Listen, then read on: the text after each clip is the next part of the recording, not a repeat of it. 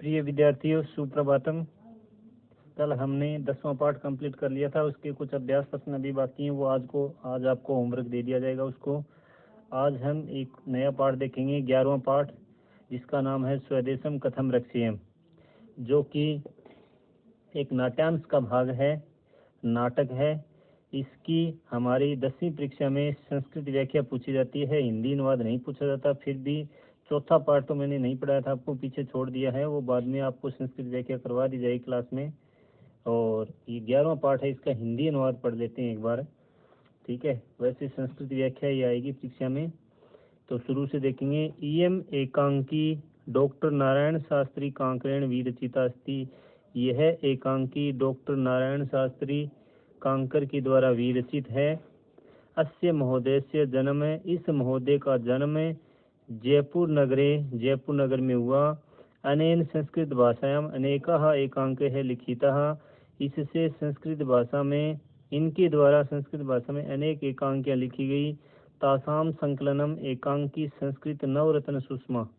उनका संकलन एकांकी संस्कृत नवरत्न सुषमा नामक अनेन एव विरचिते ग्रंथे अस्ति। उन्हीं के द्वारा विरचित ग्रंथ में हुआ है। अकबरेण सह युद्धम कुर्वन्, अकबर के साथ युद्ध करते हुए, धनाभावे, धन के अभाव में, सैन्य शक्ति अभाव और सैन्य शक्ति के अभाव में, खिन्न यानी दुखी महाराणा प्रताप स्वदेशम परित्यक्तुम समुद्यतः भवति, अपने देश को छोड़ने के लिए तैयार हो जाता है। तस्मिन् अवसरे मेवाड़ मंत्री भामाशाह आगत्य, उस अवसर पर मेवाड़ के मंत्री भामाशाह आकर स्वकीय विपुलाम धनराशि, अपनी संपूर्ण धनराशि देशस्य स्वतंत्रतायै प्रतापाय समर्पयति, देश की स्वतंत्रता के लिए प्रताप को समर्पित कर देता है। इत्थम अस्मिन एकांक रूप के, इस प्रकार से इस एकांकी रूपक में महाराणा प्रताप से कर्तव्य बुद्धि, महाराणा प्रताप की कर्तव्य बुद्धि, स्वराष्ट्र स्वतंत्रतायै, स्वराष्ट्रस्य स्वतंत्रतायै, दृढ़ इच्छा शक्ति, अपने राष्ट्र की स्वतंत्रता के लिए दृढ़ इच्छा शक्ति, स्वाभिमान और भामाशाह से उदारता, भामाशाह की उदारता, देश रक्षायै स्वसंपत्ति समर्पणम च, और देश की रक्षा के लिए अपनी संपत्ति का समर्पण आदि विशिष्ट गुण वर्णित हैं। ठीक है प्रिय विद्यार्थियों, इस पाठ में दिया गया है स्वदेशम कथम रक्षेयम, अपने देश की रक्षा मैं कैसे करूं। जिस प्रकार से इसमें बताया गया है ऊपर, और इसके अंदर भी हम पढ़ेंगे कि अकबर के साथ युद्ध करने से महाराणा प्रताप की आर्थिक स्थिति है वो बहुत ही दयनीय हो गई थी। उस समय महाराणा प्रताप की सेना जो थी वो भी टूट चुकी थी। तो महाराणा प्रताप उस समय अपने मेवाड़ प्रदेश को छोड़ने के लिए तैयार हो जाते हैं। उसी समय भामाशाह नाम के किसी व्यक्ति ने उनको इतनी धन संपत्ति दी कि फिर से उन्होंने सेना बनाई, और सेना बना करके अकबर की सेना के साथ युद्ध किया, स्वतंत्रता के लिए युद्ध किया, धर्म के लिए युद्ध किया। तो इस प्रकार से इसमें ऊपर बताया गया है कि इस एकांकी रूपक में महाराणा प्रताप की कर्तव्य बुद्धि का दर्शाया गया है, अपने राष्ट्र की स्वतंत्रता के लिए दृढ़ इच्छा शक्ति को दर्शाया गया है, और उनके स्वाभिमान को दर्शाया गया है, और भामाशाह की उदारता को, और देश की रक्षा के लिए जो अपनी संपत्ति का समर्पण किया था भामाशाह ने, उसके गुणों को भी यहाँ वर्णित किया गया है। तो देखते हैं, पाठ का नाम है स्वदेशम कथम रक्षेयम, यानी महाराणा प्रताप कह रहे हैं कि मैं अपने देश की रक्षा कैसे करूं। स्वदेशम, अपने देश की, रक्षेयम, रक्षा, कथमानी, कैसे की जाए। तो यहाँ से शुरू होगा। मेवाड़ाधिपति महाराणा प्रताप है अरण्य स्वचरण सह एकस्याम शिलायाम उपविष्ट वर्ते। मेवाड़ के राजा महाराणा प्रताप जंगल में यानी वन में अपने सहचरण यानी अपने मित्रों के साथ एकस्याम शिलायाम, एक पत्थर पर, उपविष्ट वर्ते, बैठे हुए थे। असौ प्राणयपि, वह प्राण देकर भी, स्वदेशम रक्षितुम इति, अपने देश की रक्षा करना चाहते हैं। साधना अभावात किमपि कर्तुम असमर्थ है, साधन के अभाव में कुछ भी करने में असमर्थ है। स मनसि किंचित विचार्यन अस्ति, वह साधन के अभाव में कुछ भी करने में असमर्थ है, वह मन में कुछ विचार कर रहे थे। तो यहाँ महाराणा प्रताप ने क्या कहा, अरे धिक माम, अरे मुझे धिक्कार है, यदि अहम मातृभूमि में रक्षितुम न शक्नोमि, मुझे धिक्कार है यदि मैं इस मातृभूमि की रक्षा नहीं कर सकता तो। किम अत्र वासेन में प्रयोजनम, यहाँ वासेन में रहने से मेरा, यहाँ रहने का मेरा क्या प्रयोजन है, मेरा यहाँ रहने का उद्देश्य क्या है। प्रयोजनम का मतलब होता है उद्देश्य। दीर्घम निश्वसिति का मतलब है लंबी श्वास लेकर। ततः प्रविष्टि कश्चन राजपुत्र सर्वदार है, इसके बाद कश्चन यानी कुछ, राजपूत सरदार प्रविष्टि यानी प्रवेश करता है, प्रवेश करते हैं। सर्वदार है, सरदार ने कहा, नहीं इसका हो जाएगा इसके बाद कोई राजपूत सरदार प्रवेश करता है। तो सरदार ने कहा राजोचितम प्रणम्य, राजा को उचित प्रणाम करके कहा विजयताम विजयताम, महाराज है, महाराज की विजय हो, महाराज की विजय हो। तो प्रताप ने दीर्घम निश्वस्य मुखम उन्मय है, लंबी सांस लेकर और मुख को ऊपर उठाते हुए। महाराणा प्रताप ने क्या कहा, पहले लंबी सांस लेकर और मुख को उन्मय का मतलब ऊपर उठाते हुए कहा कि हाँ अरे धिक्कार है।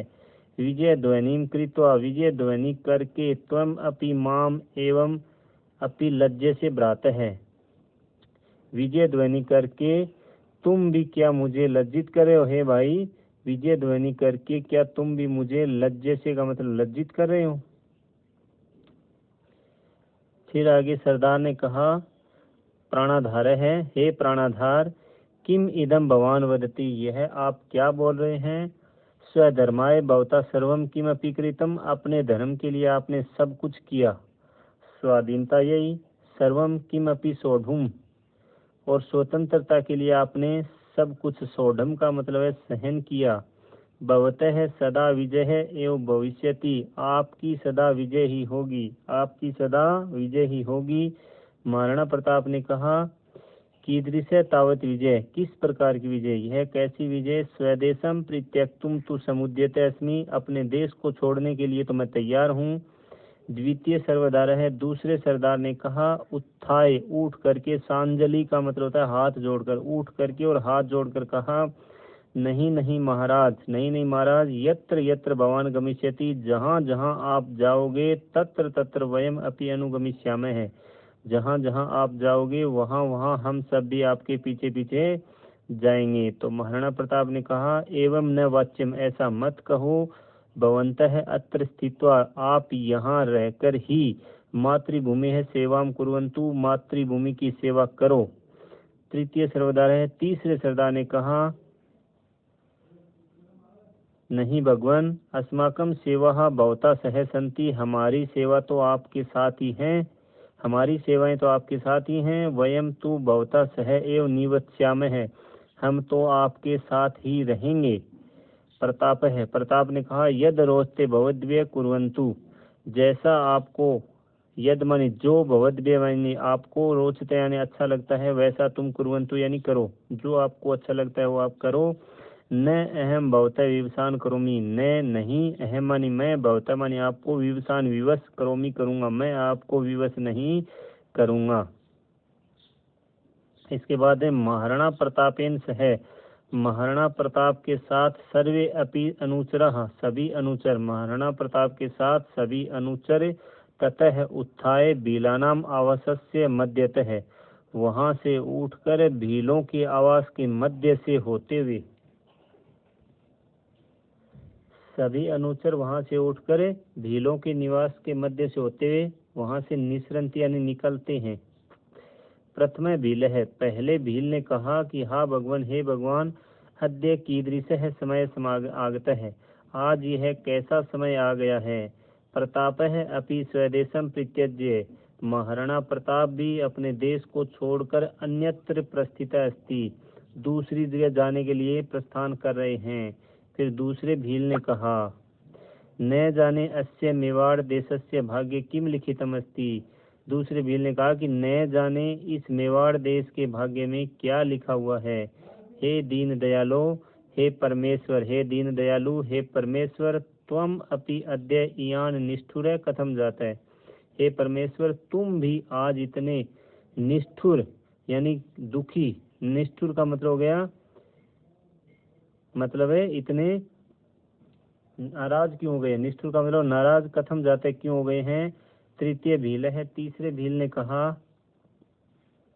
हा धिक अरे धिक्कार है। वराकस्य समीपे न जीवन सामग्री। बेचारे, वराक का मतलब होता है बेचारा, बेचारे के पास में न तो जीवन सामग्री है न च युद्ध सामग्री एवं विद्यते, न ही युद्ध सामग्री है। मातृभूमि दुर्दशाम स्वचक्षुषा कथम द्रक्ष्याम है। मातृभूमि की दुर्दशा को अपनी आंखों से वह कैसे देखेगा। रोदिति, ऐसा कहकर वह रोता है। बीला नाम प्रलापम श्रुत्वा, बीलों के प्रलाप को सुनकर। एक है सहचर है, एक सहचर ने कहा हा धिक अरे धिक्कार है। एते बीला, ये भील सत्यम एवं वदंती, सत्य ही कह रहे हैं। अयम समय है देशाय धर्माय च न शोभन है। यह समय देश और धर्म के लिए न शोभन है, अच्छा नहीं है। यह समय देश और धर्म के लिए अच्छा नहीं है। परम किम क्रियताम, परंतु क्या करना चाहिए। असीम निस्सार्य, अस्सी का मतलब होता है यहाँ तलवार, तलवार को निस्सार्य निकाल कर प्रतापाय ददते, तलवार निकाल कर महाराणा प्रताप को दे दी और कहा हे प्रभु बलीम ददातु मम भवान अनेन। मम माने मुझे, भगवान माने आप, अनेन यानी इससे, बलीम ददातु बलि दे दीजिए।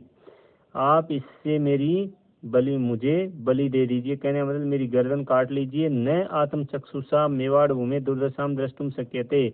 आत्म चक्षुषा का मतलब है अपनी आंखों से हम इस मेवाड़ भूमि की दुर्दशा को न द्रष्टुम शक्यते का मतलब है नहीं देख सकते। अपनी आंखों से इस मेवाड़ भूमि की दुर्दशा को हम नहीं देख सकते। दूसरे सहचर ने कहा सत्यम एवं सांप्रतम जीवनम नरकायते।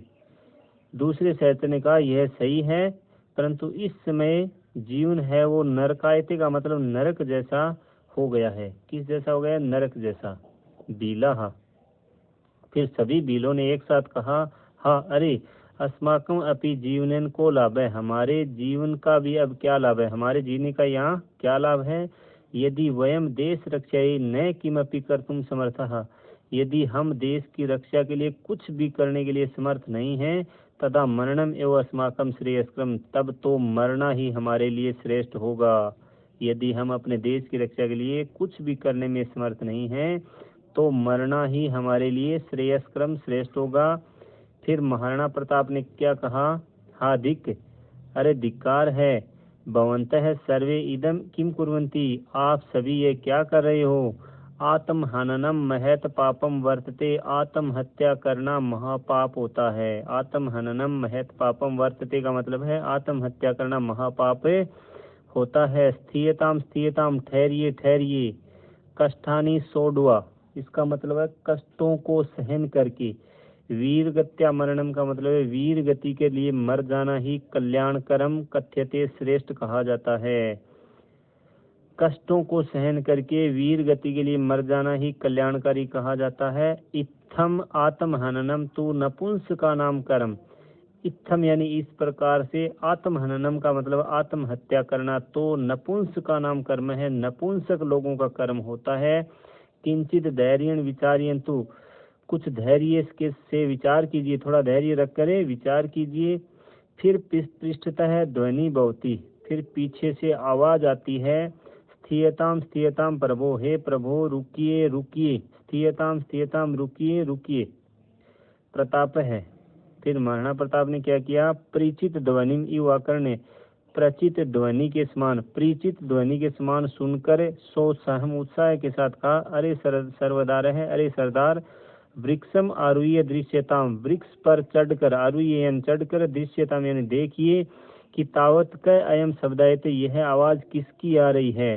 सर्वदार है, सरदार ने कहा, तथा निपुणम निरीक्षमाण है, वैसे ही अच्छी तरह से निरीक्षमाण है, देखकर। महाराज मेवाड़ मंत्री भामाशाह इव, मेवाड़ के मंत्री भामाशाह जैसा कश्चन आगछन प्रतीयते, कोई आता हुआ दिखाई दे रहा है।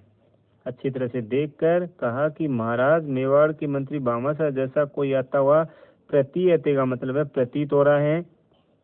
फिर प्रताप ने कहा कि मुक्तम, क्या कहा, क्या कहा, भामाशाह तस्य कथम इदम ज्ञातम अभूत, उसको यह कैसे ज्ञात हुआ। अस्तु ठीक है, तावत प्रतीक्षा महे, तब तक मैं उसकी, तब माने उसकी, प्रतीक्षा में प्रतीक्षा कर लेता हूँ। भामाशाय धन राशि ग्रंथि मादाय आयाति। भामाशा धन की गठड़ी, धन राशि धन की पोटली, आदाय मानी लेकर, आयाति मानी आता है। फिर भामाशाह ने प्रणम्य यानी प्रणाम करके कहा, अन्नदाता है, हे अन्नदाता, सेवकम संत्यज्य क्व प्रस्थीयते श्रीमता। सेवक को छोड़कर कहाँ जाने के लिए प्रस्थान कर रहे हो? सेवक को छोड़कर कहाँ जाने के लिए प्रस्थान कर रहे हो?